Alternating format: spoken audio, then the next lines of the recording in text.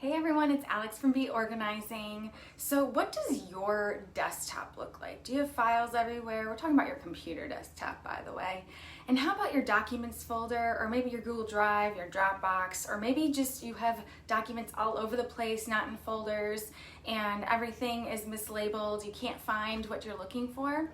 So here are some suggestions so you can at least name your files so you can find them later. So first thing is that do not try to use somebody else's system. Don't try to use somebody else's file naming because it won't necessarily work for you. You know, you have to customize it so that it works for you, not against you. So maybe, you know, somebody calls it, just think about car insurance. I always use car insurance as an example for our clients.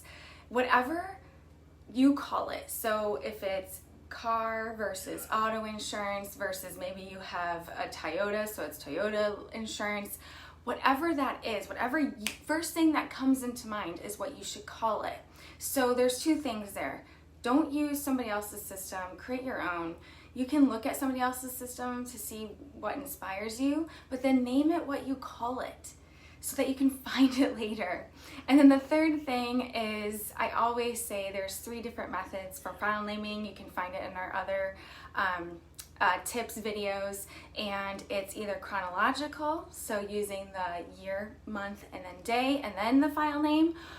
They could be alphabetical, which is literally just what it is. It's by file name, just by the title.